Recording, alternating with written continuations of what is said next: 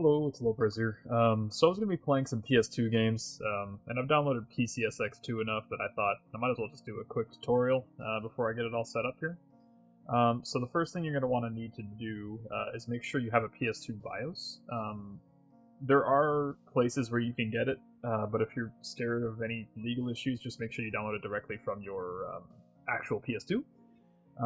Sure, there's other videos on doing that, but I'm a little too lazy for that. And then make sure you also have a PS2 game, of course, and finally, you're going to need the PCSX2 emulator. So, you're going to want to go to the PCSX2 website, I'll link that down below in the description, and you're going to want to download either the latest stable release, I have Windows, obviously, so I'm going to go for Windows, and I just do the development. If you have issues with the development, obviously just go here, and you should be fine. Or go for a development build that was earlier in release, and you should be good. So I'm going to go here, I'm going to go to my downloads, I have a games folder in my C drive. I'm going to decompress this file with 7-zip because it is a 7-zip file, and extract to a folder. That's good. Move it over to my games folder, and that is good to go. Open this up, and now in the PCSX2 folder, you're going to want to make a new folder. This is just to make your life easier. You can put it anywhere if you want, but I'm actually just going to have a games folder in here, and I'm also just going to drag my BIOS, and this is the same thing. You can put this anywhere. It's just useful to put it in here, and drag that into that. And in my games, in the games folder I created in PCSX2, I'm going to put my game in there, and that is it. That's pretty much ready to go. All you're going to want to do now is go into PCSX2, run it. It's going to give you the options to set it up. These settings should all be okay by default. PCSX2 has come a very long way. And in my case, I'm going to select the most recent BIOS release. I think that's the USA 3 or 2.3. So that should be good, and we'll finish there. And that's it. You now have PCSX2 running, and you're going to want to make sure you have a controller somewhere over here. There we go. And go to Config, go to Gamepad Settings, make sure it shows up in the device diagnostics here. I have the F310. Honestly, if you're looking for a really easy to use and cheap controller, I've had this thing now for 3 years. I love it. And if you double click on this, you can test to make sure all the buttons actually work.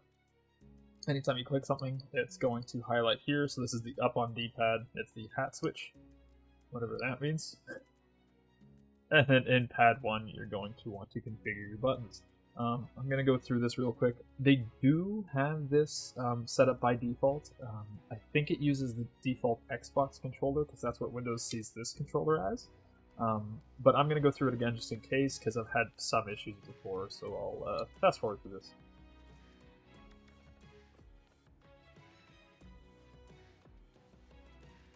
Okay, so I think that's good. Yeah, apply that, hit OK. Go into your CD or DVD, ISO selector, and you're going to browse, find the game you made. This might have saved from before, so just navigate to where we have the game. Simple as that. That's why it doesn't matter where it is, just make sure you have it where you can find it. Double click on the ISO, and you're set to go. So boot, and it should come right up.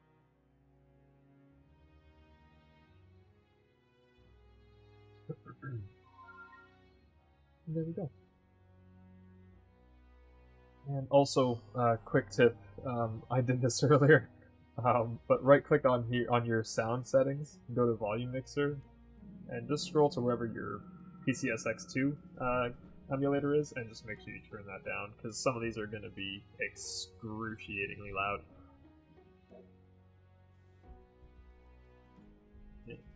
Because for me, I have my Windows settings always max, and I control my volume through a different program, so that might be a personal issue, but yeah.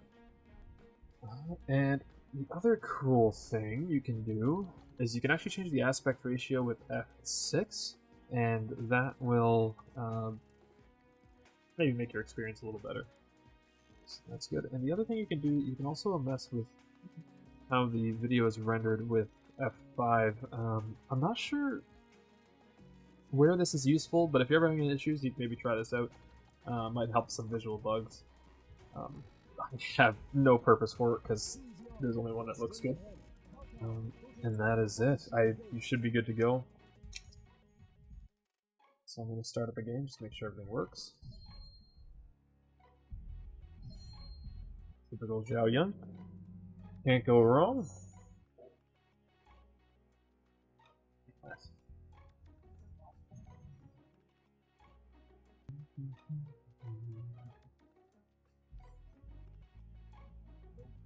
Okay. So, yeah, it all works fine. Sadly, this game didn't implement the camera turning, which makes me so sad every time I play it. I think it was in Dynasty Warriors 4 or 5 they added that, and it was just such a blessing. Anyway, that's it. I'm gonna end the video here. Yeah, if this helped you, give a like to the video, and have a great day. Bye. Get my ass kicked. There we go. Now I feel better. Goodbye.